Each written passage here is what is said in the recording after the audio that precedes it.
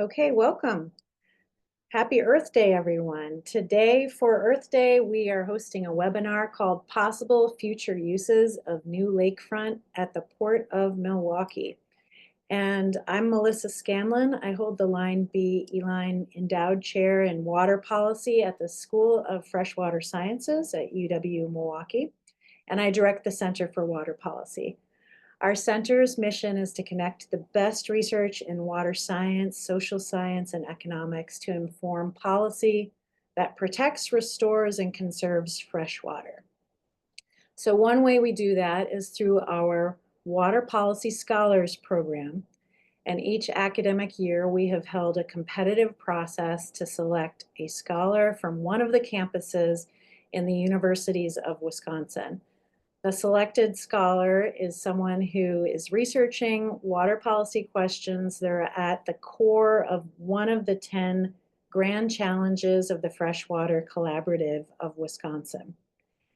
And at the end of their year as our scholar, they give a public lecture around Earth Day. So today's webinar features our 2024-25 Water Policy Scholar, Professor James Wasley. And before introducing today's speaker formally, I'd like to turn it over to Marissa Jablonski, who is the Executive Director of the Freshwater Collaborative of Wisconsin, our co-hosting organization for today's event. Marissa? Thanks, Melissa. The Freshwater Collaborative is an initiative across the universities of Wisconsin where we pull together water education and water research by creating knowledge, recruiting and developing talented professionals, and improving the well-being of natural ecosystems and all people by applying that research and education across Wisconsin. Today's event is part of a quarterly water symposium series sponsored by the Freshwater Collaborative of Wisconsin and the Great Lakes Higher Education Consortium and the Council of the Great Lakes Region.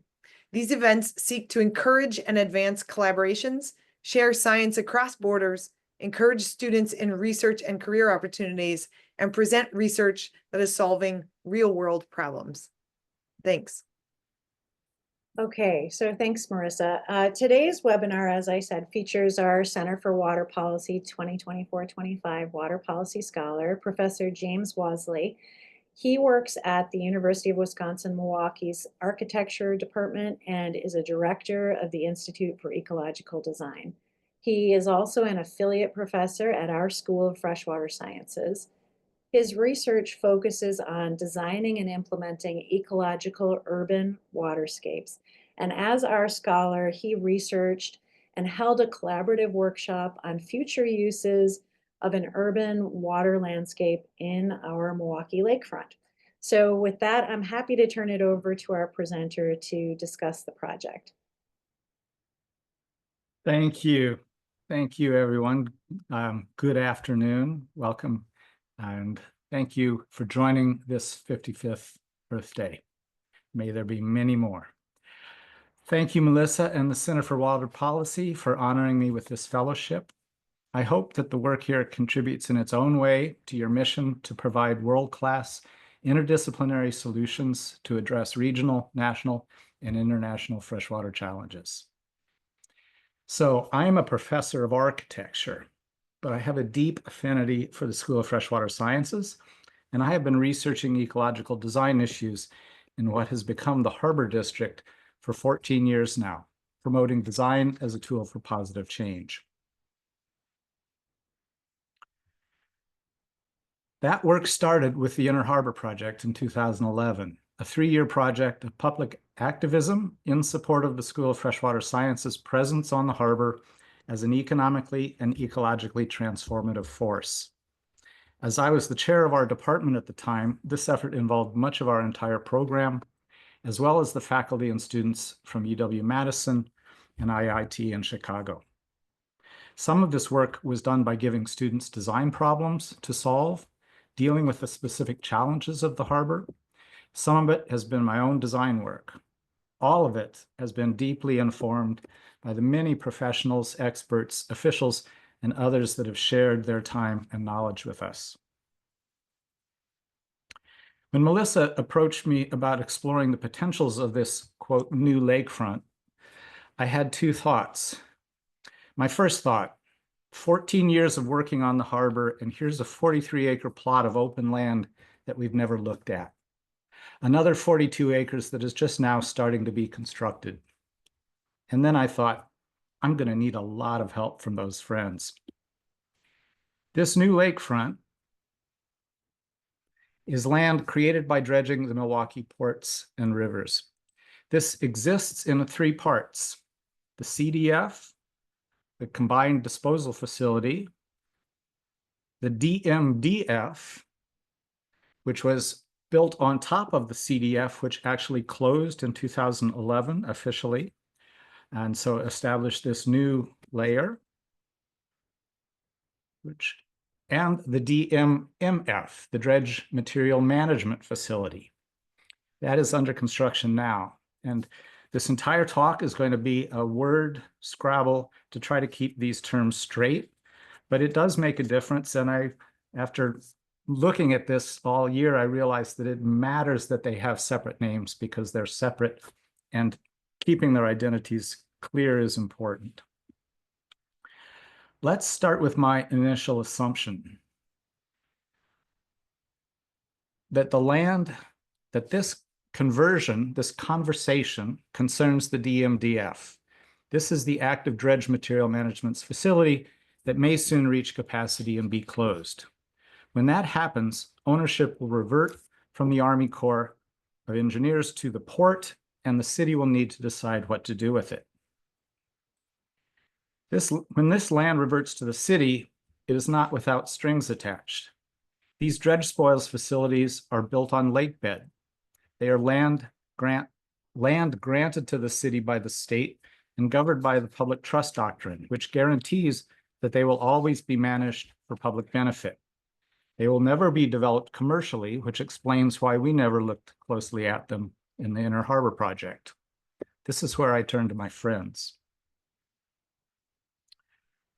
Some background. Everything related to design of the built environment in this setting is complicated.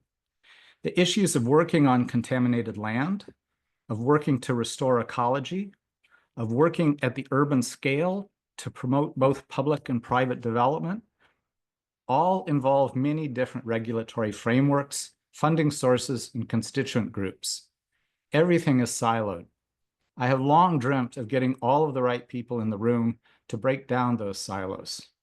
I call this dream the Great Lakes Green-Blue Infrastructure Design Network. The idea of this network was collectively hatched at an NSF workshop that I hosted at the School of Freshwater Sciences in 2019. This meeting brought together over 50 experts from around the basin, design faculty, design professionals, scientists, government officials, and other stakeholders. A second workshop was held in Toronto in 2022, funded this time by the Great Lakes Higher Education Consortium. The goal of the Green-Blue Network in all of this is to advance the integrative urban water systems design by networking the stakeholders, academic researchers, practitioners, government agencies, and NGOs. Let's state this as a manifesto.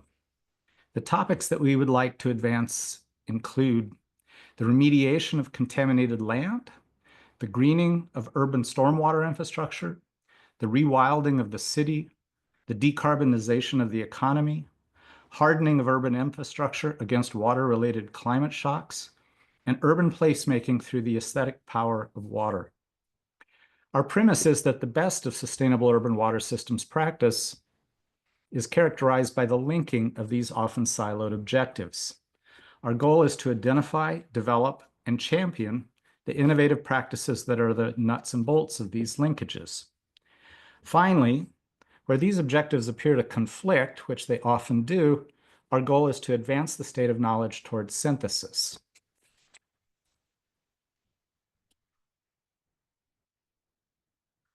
Let me explain what I mean by this term linkage through this example. This is the Lakeview Village and Jim Tovey Lakeview Conservation Area, a project that we toured in Toronto. This project consists of 3 very separate projects with very separate silos of responsibility. The Lakeview Village development in blue, the municipal wastewater treatment plant renovation in orange, and the Lakeview Conservation Area in green. Before there was the Lakeview Village, there were the 4 sisters, the Lakeview Generating Station. Beyond the coal pile, you can imagine the construction of the treatment plant built in 1961. The power plant was demolished in 2007, and the land is now being developed as Lakeview Village, a mixed-use community designed for up to 28,000 people, a transit ride away from downtown Toronto. The concrete from that demolition is still being mined to build up the skirt of land that now wraps the wastewater treatment plant, the Jim Tovey Lakeview Conservation Area.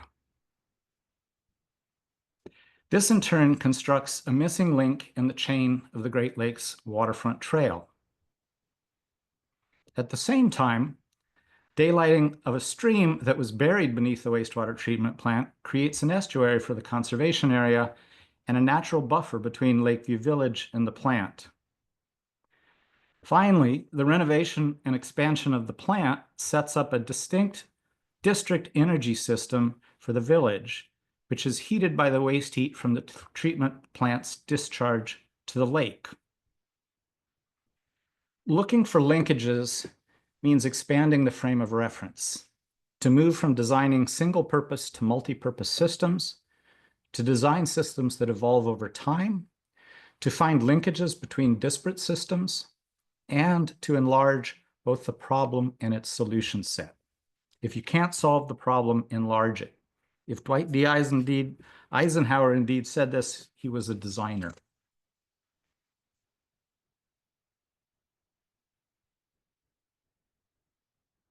This brings me to the workshop that we held in August, CDF Futures, Maximizing Environmental and Social Benefits in the Near and Long Term.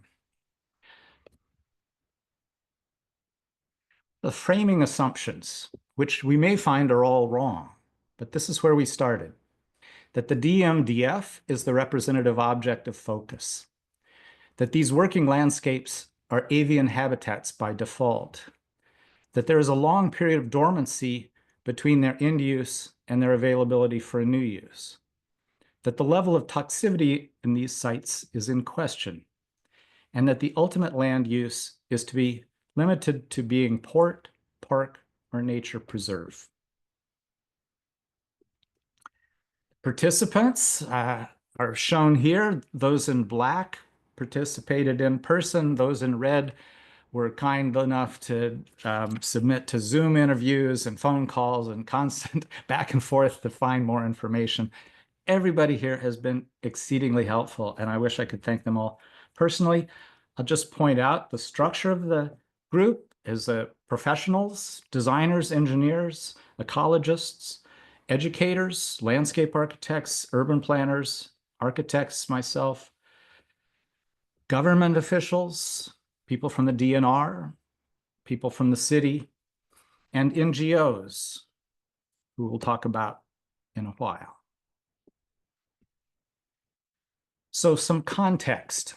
It's worth zooming out and remembering that these CDFs, I'm going to use the term CDF in general to describe confined disposal facilities, are a critical link in the river industry ecology nexus. Thanks to Doug Voigt here at SOM Chicago and his intern, William McLean. They produced a beautiful series of maps. I wish I could show them all to you, but I'll just give you some highlights. 100+ harbors and ports require dredging to remain operational around the Great Lakes Basin. Shipping remains a critical part of the region's economy. Areas of concern are linked to industries and harbors. And identifying new solutions for dredged material is at a critical threshold. The highlighted yellow is what's important here. Of these 45 CDFs constructed since 1970, only 20 are operational. and that system is currently 80% full.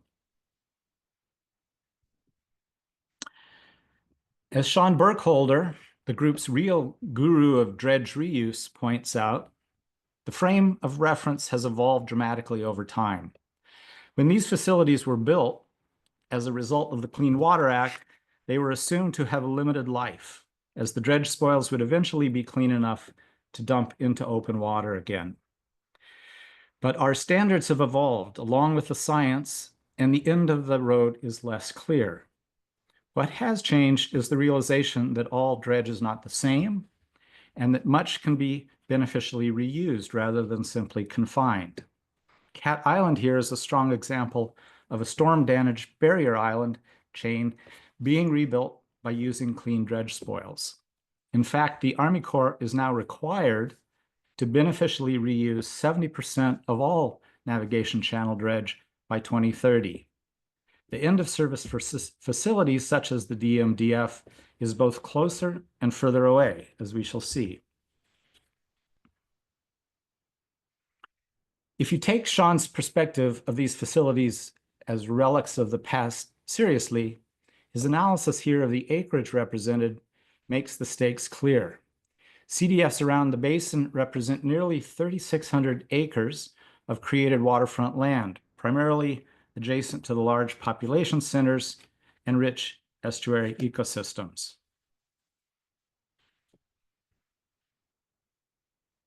Some background on Milwaukee's combined disposal infrastructure.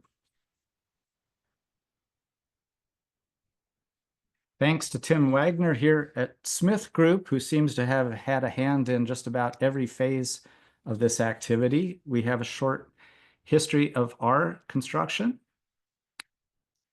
The CDF, which here the 1972 design drawings of, leaked like a sieve. It was not intended, it was intended to contain contaminated spoils, but it didn't. A 1985 dye tracer study found significant seepage through the dock walls, as opposed to it leaking through the filter cells, which was the filter process. Grout mattresses were added on the inside of the dike walls to try and reduce that flow through the dike, and the DNR no longer allows discharge from the CDF. So the design standards have changed. The DMDF was built on top of the CDF in 2012. Essentially, it was kicked off by the KK River Restoration Project. The cells for the first time here were constructed separately to contain more contaminated sediments, and a drainage system was installed to specifically collect water draining through those contaminated sediments and send it to the MMSD for treatment. So the construction is getting more sophisticated. Here we see that in Google. You can see a before the top of the CDF as it was just about to be completed, and the CDMDF with its 25-foot of additional perimeter established that creates this additional capacity that we're now coming to the end of, perhaps. Finally, the DMMF. The DMMF is the Dredged Materials Management Facility. And this is being built specifically to deal with the delisting of the Milwaukee estuary, this massive dredging operation that is about to commence. It is being built in an even more sophisticated manner, essentially a giant bathtub, 2-sheet pile walls, a waterproof wall in the middle of all of that assembly, essentially a bathtub that you can drive heavy machinery like port cranes or equipment to manufacture or to place dredge with around the loop of the bathtub. So a question and a provocation. I've lost track of myself, excuse me. Question. Assuming that the DMDF is avian habitat by default, is toxicity an ongoing concern? And are there innovative strategies available to manage those risks? The answer to the workshop is this. The consensus of the room was that the toxins of concern are generally bound up in the sediment and present a minimal threat. A case study of avian botulism at ACDF was presented as a biological threat that can be managed. More recent interviews with the DNR elaborated on the active sequestering of contaminants by batch, as we started to see in the KK River Spoils project. These same interviews cited the Army Corps' management of the DMDF as actively discouraging habitat. Specific improvements that might be made to reduce the risk and improve the habitat were too detailed to be discussed. I also wanted to bring a specific idea to the table as my best shot at proposing something out of the box. My question: could prairie-friendly PV provide a dual use for the DMDF while in use that would both promote and fund the management of healthy habitat in both the short and the long term? Pollinator-friendly is booming trend in the Midwest. And for this, we brought in Brian Ross at Great Plains Institute and Sarah Glover at One Energy Renewables to speak about nature-based solutions for co-benefits. As I said, it's booming in the Midwest. Farmers lease their land for 20-year rotations and receive 4 times the normal rate of return. Prairie plants are planted between the rows, both providing pollinator habitat and long-term soil restoration. But if habitat is not desired, if toxicity were an issue, that also can be managed. Here is the city's solar landfill project, which is next to the airport, not a place that you want birds. And so it's actively managed to discourage birds by the types of plantings that are planted. But habitat, the real challenge is not the habitat, but the hydric soils. Here, Brian introduced me to Gerald Robinson, an energy technology research at Lawrence Berkeley National Lab. Gerald has a specific interest in solving the engineering challenges of building PV arrays on wet soils, as there are many such cases of difficult to use land that a solution might open up to development. At least back in August, Gerald and Brian together were suggesting the potential for a demonstration project funding. And if anchoring anything seems daunting, there's also the potential to use floating arrays, especially on the DMF, which, as I visualize it, will be covered in open waters for years after the AOC dredging. Again, I may be wrong. That's my understanding. If you're wondering about how such a system would overwinter, there are examples and solutions to that problem as well.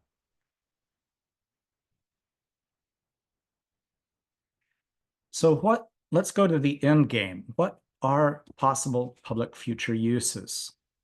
A port facility, as I said, a wildlife refuge, a public park, or a mix of the above. We come back to the public use doctrine. The future of the CDF has been publicly debated in the past, and there are only 3 options ever discussed.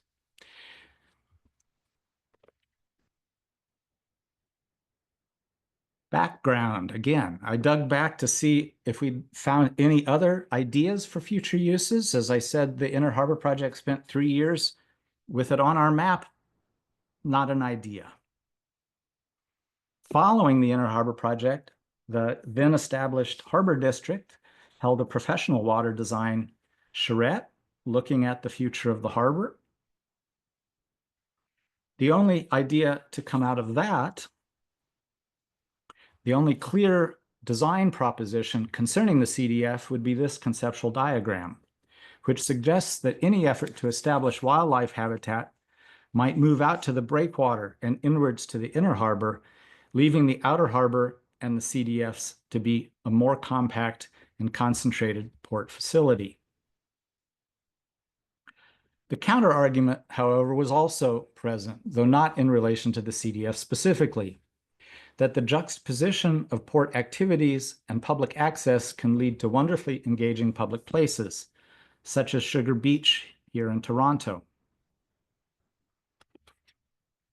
Water and land. The clearest statement in support of birds is captured by the 2017 Harbor District Water and Land Use Plan. Quote, when the confined disposal facility transitions from its current use, explore the creation of a public park as a part of any future use, focusing on natural bird and wildlife habitat. The site's location along Lake Michigan Flyway has already made it a popular birdwatching location. Public access should be limited to designated pathways to preserve bird and wildlife habitat. The CDF Futures Workshop offered two clear examples of urban CDFs that have been closed and transitioned to urban waterfront habitat. Times Beach in Buffalo, New York, and Dyke 14 in Cleveland, Ohio. Times Beach is a beautiful nature preserve with an ambiguous past. I'll just quote the orange highlight there. Heavy contamination caused closing of the site to dredge and the abandonment of the site by the mid-1970s. Nature took over and soon the site was teeming with wildlife. And you wonder where I got this idea that these sites were potentially contaminated.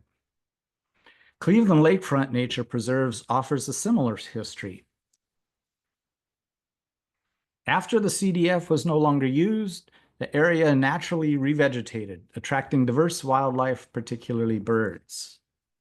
Now, granted, both of these CDFs were converted to natural sanctuaries years ago. Things have changed. Looking at other examples, Steve Apfelbaum also presented a lifetimes of work on the reclamation and remediation of mines, landfills, CDFs, and brownfields, featuring engineered wetlands on contaminated capped sites, a favorite theme of mine as they harness the greatest possible ecological and aesthetic potential from challenging sites. Finally, Rob Henderson, a professor of landscape architecture at IIT, and his former student Amanda Soto presented a public engagement project on the Calumet Harbor CDF, a CDF whose story presented a cautionary tale for the workshop, as the question to whether to close the facility and create a public park or extend it vertically once again and continue its operation has become mired in conflict. To provide a framework for soliciting input, Amanda and another student, Daniel Garzek, produced 6 schemes. I'll focus on 2. Ecolab, the most minimal intervention, envisioned the landscape as a prairie built on a landscape sculpted to create a variety of growing conditions. This prompts comparison to Lakeshore State Park, which is also land built from the rock removed in the construction of the deep tunnel project. Excuse me. Should have had that on mute. So, the deep tunnel project, get back on track here. And the parallel I want to draw is that these two pieces of land are actually quite closely associated. They would be associated by the habitat, the birds, and the other things that would use them. And they would be associated aesthetically just in the nature of, this is the simplest, cheapest way to create a natural cover on top of a capped site. Although the lakefront site is not capped as a contaminated site, it's just rock. The Iroquois Bog, the second project, is interesting to me for this reason. It is a proposal to create an ecologically rich bog environment, playing on the fact that the CDF will necessarily be capped, creating a landscape that does not infiltrate water, the defining condition of a bog. And just to illustrate that this idea is not far-fetched as it might sound, here's a case study from the first Reimagining Water workshop, the Howard Marsh restoration outside of Toledo. This is notably an irrigated wetland maintained by a system of pumps. And whether Ron and his students' work played any role in this, it's notable that the Calumet CDF, which has been a site of conflict for many years, seems to be shifting towards closure in the face of the Army Corps' desire to add a second vertical extension. So what is the timeline for closure? To understand this, we must first ask another question. Who has control? This fact is latent coming revelation to me. We've been talking about all of this land is managed for the same singular purpose, which is not the whole story. The DMDF, in fact, is operated by the Army Corps. It is meant to contain the dredge that they are obligated to produce to maintain our navigable waters. But it also serves to hold all of the other dredge spoils produced in the port, as well as we have seen to contain debris from the MMSD's river renaturalization work, etc. The DMMF, on the other hand, represents a partnership between the EPA, the MMSD, the DNR, the city, the county, and the port. Its primary purpose is to house the contaminated dredge spoils from the AOC cleanup. The Army Corps does not currently have space reserved in this facility. This AOC delisting project, to me, shows Milwaukee's unique strength in linking different concerns and agencies to solve a massive problem. As far as I am aware, it is unique. I think of it as somewhat akin to the Lakeview Village project, albeit on a much smaller scale. So the timeline. Here's the DMDF. Why I believe everyone at the city and the port, when they say that they can't say when the DMDF will close, but they all feel that it is a long way off. There are just so many variables at play. In the port literature, a 20-year capacity was established in 2021. In 2023, We Energies swapped future space in the DMMF for space in the DMDF so they could proceed with a Third Ward river cleanup. This reduced that 20-year time frame to an 8 to 10-year window currently.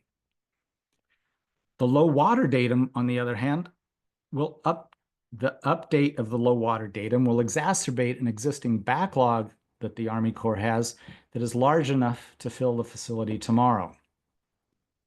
But the Army Corps is now required to reuse 70% of the dredge materials by 2030.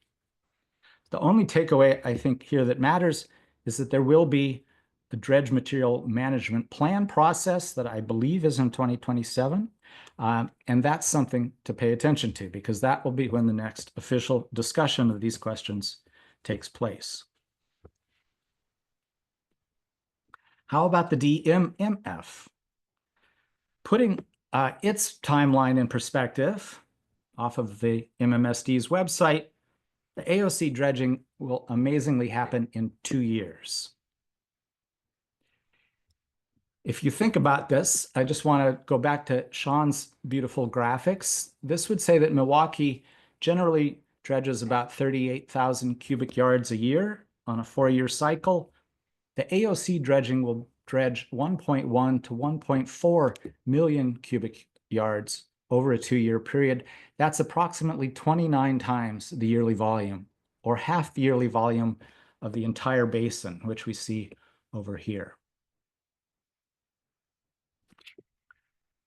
The port and that let me start over here. That dredging operation will only take 2 years, but it will require 10 or 15 years of settling. While that is settling, the port will still be using this for their own dredging. The MMSD will be using it for river renaturalization debris for up to 45 years, or 2070. And then finally, the implication here is that the closure process itself is a 5-year process. So the DMMF, it's not even built. It's got a long life ahead of it. Let's talk about the interim stewardship linking multiple uses. The context again. I'd like to step back a third time and provide some context for my proposal of a community scale solar as a possible dual use case for the working DMDF. The fact is that both the port and the city have sustainability plans. The city sets a goal of 40% of city operations being powered by renewable energy by 2030, and 100% by 2050. The port is a city facility. The port sustainability plan acknowledges these goals. The Port of Milwaukee does have a single 100-kilowatt turbine, very symbolic. This provides 100% of the port administration's building, they like to claim. Though left unsaid is that the building is still heated by natural gas. Surplus power is sold to We Energies and averages about $8,000 a year profit for the port. And the city is moving towards phase 2 of the closed landfill solar project. This will bring the total project up to 23 acres and 6.85 megawatt array. To double the landfill solar capacity, if we look at these two things together, to double landfill solar 1 and 2's capacity would require 26% of the coverage between the DF and the DMF. 23 out of 87 acres. This would also produce $23,000 a year in income at the $1,000 per acre lease that We Energies negotiated at landfill 2. So finally, 2 points of immediate and unexpected linkage. Finally, here are 2 unexpected points of potentially immediate linkage between these 2 systems. The goal, remember, is to expand the problem to the point where the solutions reinforce one another. The DMF water treatment plant. The DMF is more than just a container for contaminated dredge. That dredging will be done hydraulically, which means that a slurry of contaminated spoils and water will be pumped directly from where it's being dredged into the facility to settle. That water, in turn, needs to be removed, necessitating an on-site water treatment plant that is still being designed. From what I've heard, this may well end up being built on the DMDF by necessity. Suddenly, some architecture. And though it is an industrial facility, I think it is a mistake to think that it doesn't have significant architectural potential. As part of Milwaukee's Lakefront landmark collection, the Calatrava and Discovery World. Let me again suggest that this building, at a minimum, be a thoughtful work of industrial architecture, incorporating public education into its program, an interpretive center for the estuary, AOC, as we see here at the U.S. Coast Guard Water Treatment Facility and Training Center in Petaluma, California. Let me also suggest that industrial architecture does not need to be expensive to be provocative. Consider this simple structure, a sewage treatment plant in San Claudio, Spain. It is an industrial shed, but one that is a provocative work of architecture, nestling comfortably in its hillside context. Or finally, the project that most clearly represents the goals I am describing, the Willamette River Water Treatment Plant in Wilsonville, Oregon. This is a project I know well. I'm in fact heading to Portland in May to meet with Miller Hull, the architects of this project, to discuss another building that I'll show you in a minute.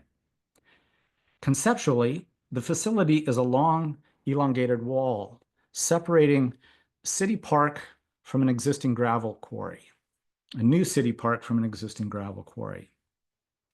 It is a visually accessible facility, allowing the public to see, if not interact with the processes inside.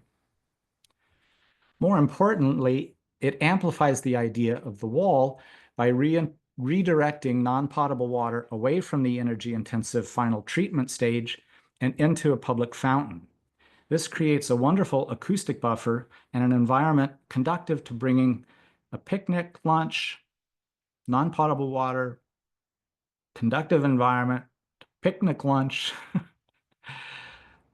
or taking photos of your friends.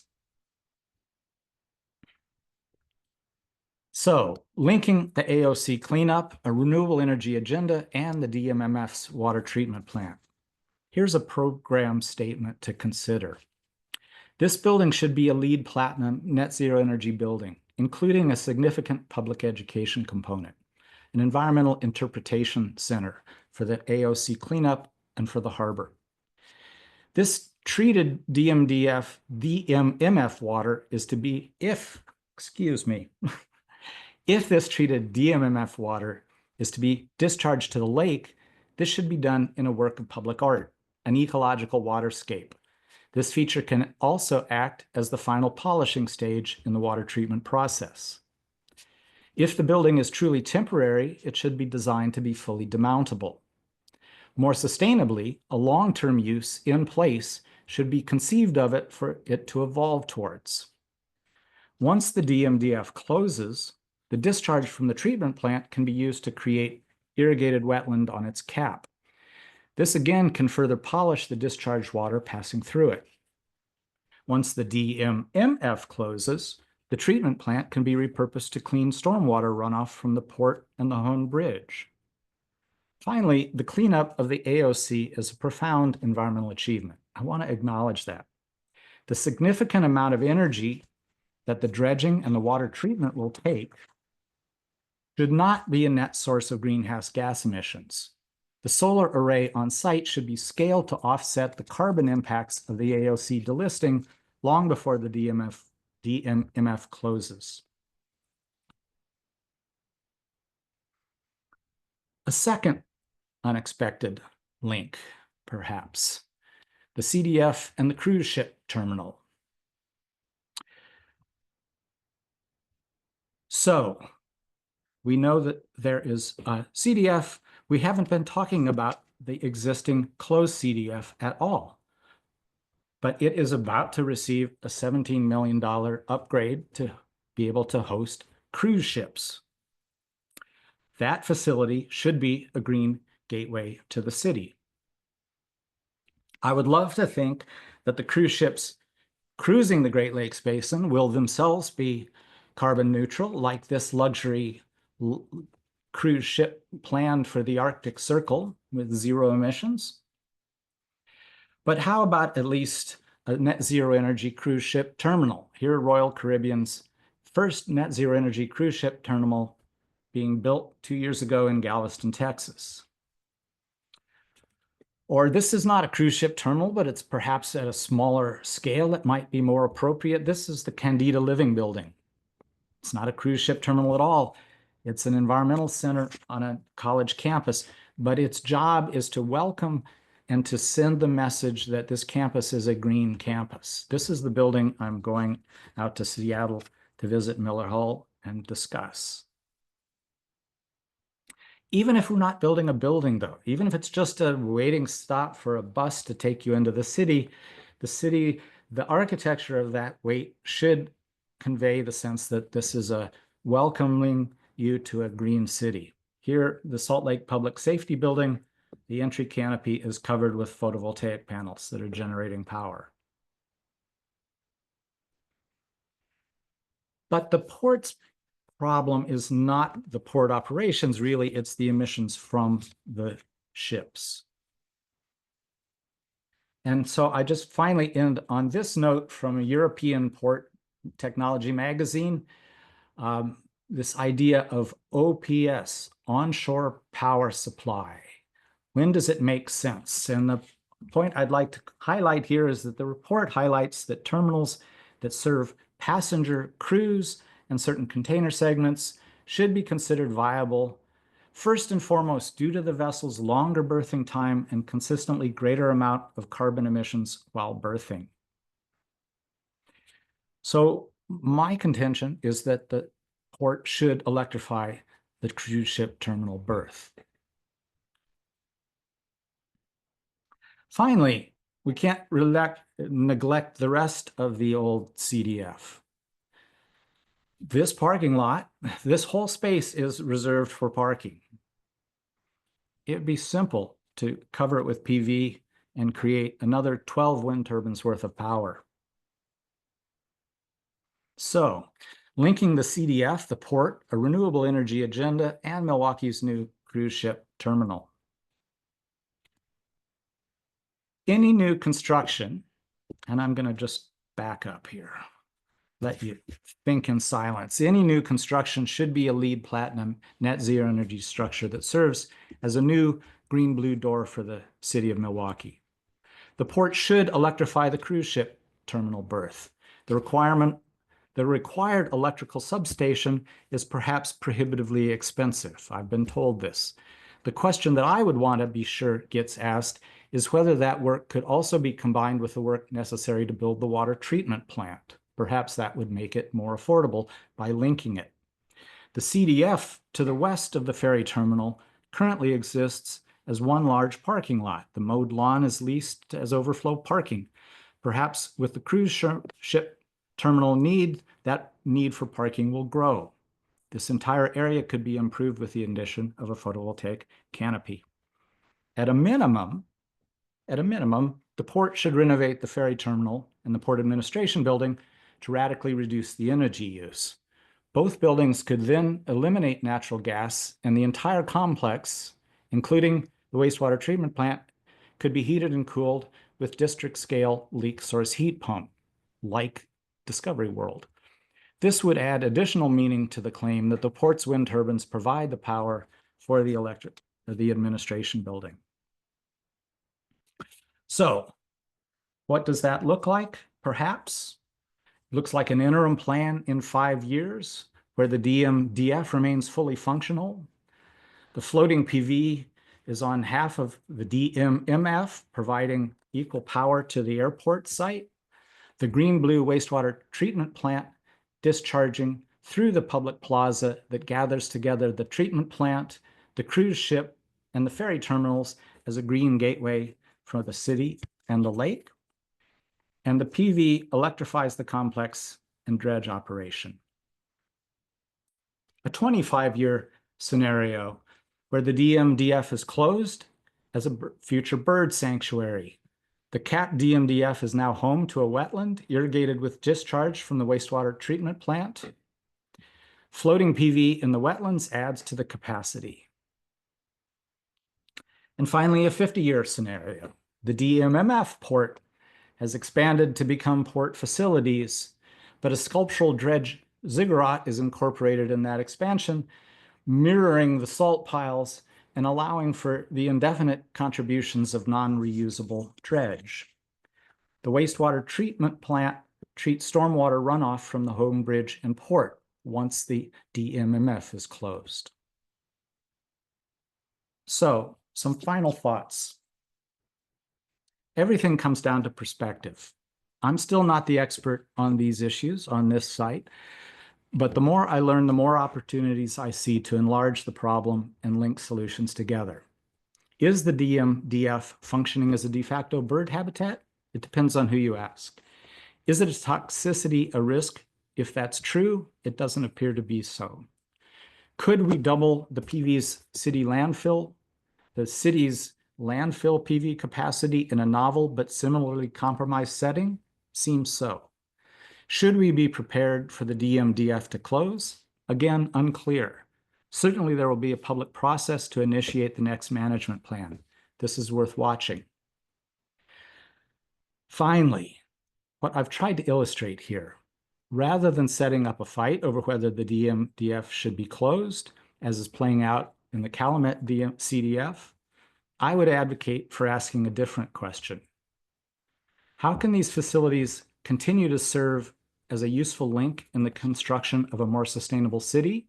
And how many more wonderful, beneficial things can they do at the same time? So, thank you.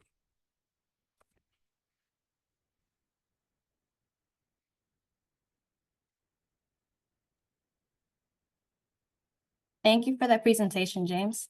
My name is Peyton McCauley, and I'm a water policy specialist at the Center for Water Policy, and I will be helping to facilitate the question and answer portion now. So if you have any questions, feel free to drop it in the Q&A function, and then I'll start off with one of the questions that came through. So in one of the early examples you shared, Toronto developed housing on a reclaimed site. How was it possible? Does Canada have different requirements for redeveloping on lakebed, or was it not a lakebed site? It was on land, the power plant. It was the site of what was bragged about as the largest coal plant in the world. I don't know if that's exactly true, but so it was a land site that had an extensive water irrigation system to bring water into the coal plant that is being reused as the basis to build a marina. But so contaminated site, but on dry ground.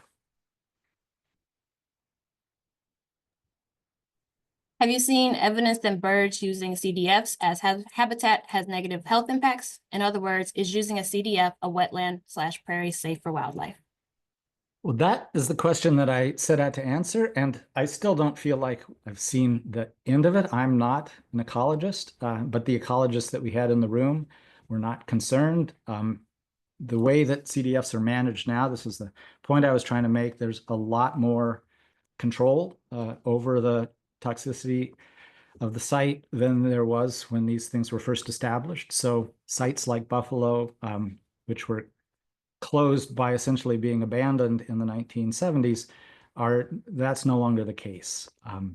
But I'm always interested for more, because I have heard from even people at School of Freshwater Sciences that that's a concern that they have. What precautions are being taken to mitigate the impact of the cruise ships docking in Milwaukee? The cruise ship issue is brand new to me. That's why it was a late breaking linkage.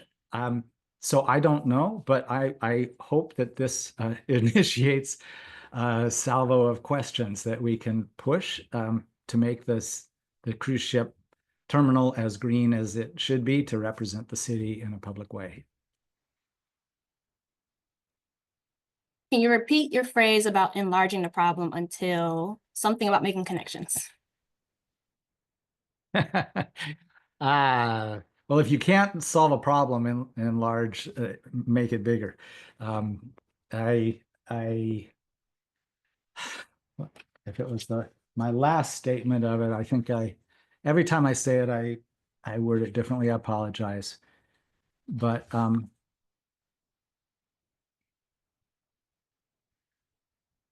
the goal, I mean, the point of the idea is that many problems we have because we look at them in a narrow way, and often just broadening your perspective allows you to see a bigger frame of reference, allows you to see either the problem's not what you thought it was, or there are solutions right available to you that you just need to bring together. I hope that. Sorry, I can't provide a quote.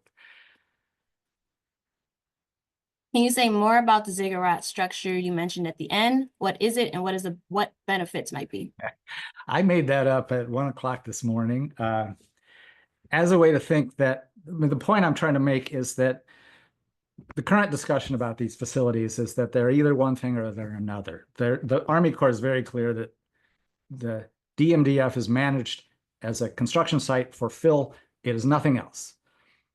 I'm trying to propose that it could perhaps host a PV array. Whether we want it to host habitat or not, that's a separate question. It seems like it does host habitat. Can we make that as good as it can be without interfering with the way it operates?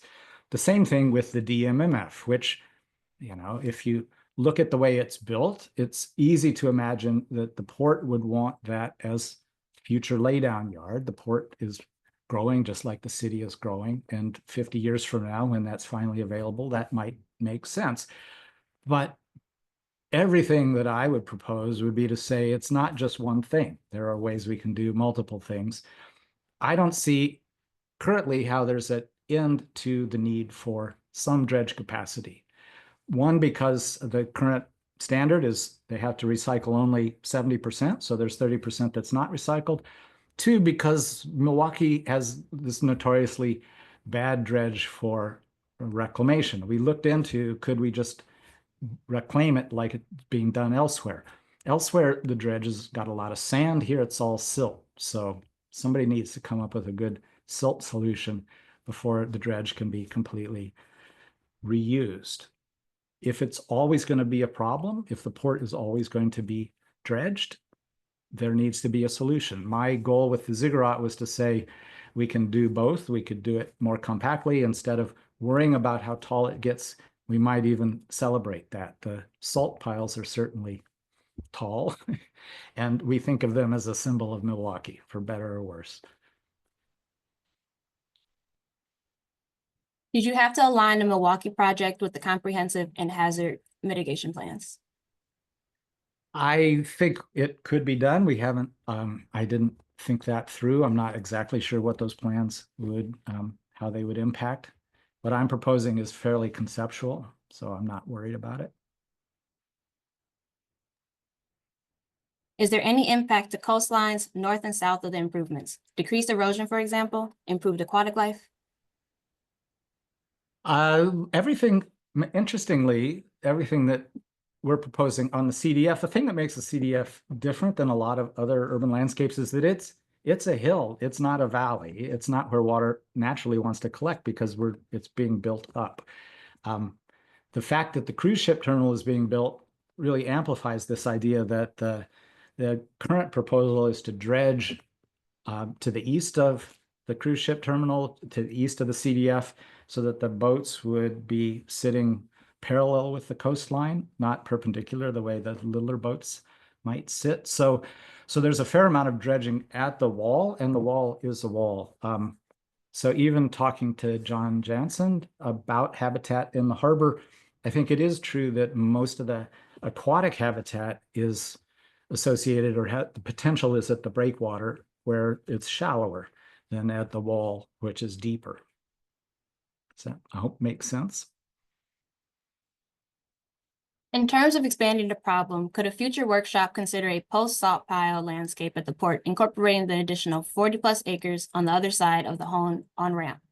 The salt leases come up in the 2030s and 2040s. Typically, these have been rubber stamped for 30 to 40 years, but one wonders about incorporating this kind of landscape, visioning to consider those tracts of land as linkages with the areas of focus today, and how that could spur public discussion when future land use decisions are debated and made. I'm always up for another charrette. I like looking at these things. I like getting people to think about expanding their range of options. So sure. Could a PV array on native grassland allow for public access to former CDFs? Yes, although it's interesting to go into a little more detail on the public access. When I talk to people at the city, they're all supportive of the idea that it eventually will become habitat. But the public access significantly ups the cost. And so that will become a sticking point. And again, as a wildlife refuge, public access might want to be limited. And many of the, well, I don't know Buffalo at all, but the examples that we looked at that showed trail systems, they showed trail systems like you'd imagine in a wildlife sanctuary, very limited trails, observation points, and much of the land left so the birds have some privacy. But I don't think that the PV combination prairie would preclude that. And I also don't think that the image is not to say the entire land is ever one thing or another, that it's a large landscape that would have areas of field and areas of PV, and the PV could be spaced widely apart and people might wander between it, or it might be closer together. So it's a design proposition. Okay, I think that is all the questions, and we are just about at time. So thank you everyone for giving out your questions. And James, thank you again for that presentation. And I'll hand it back over to Melissa to give out some final remarks. Well, thank you everyone for attending today's webinar, and thank you, James, for such an interesting vision for tearing us out into, multiple chunks into the future and thinking about the options. So many creative possibilities for reusing this brand new lakefront lands. Unfortunately, this is going to be the last scholar we'll be hosting because UWM no longer has the funds to support this. So we're going to be pausing this program of our water policy scholars in the next year until we locate some replacement funds. So we are especially thankful that this year we had such a great project and by Professor Wasley and great presentation today on Earth Day. If you'd like to learn more about the Center for Water Policy and the issues facing freshwater resources, please follow us on social media. You can find the Center for Water Policy on all the channels you use. and check out our website. There's also going to be a short survey at the conclusion of this webinar. Just take a minute to fill it out and let us know about the future issues you'd like to hear more about. So thank you, everyone, and go out and celebrate Earth Day. Thank you all. Thank you, Melissa.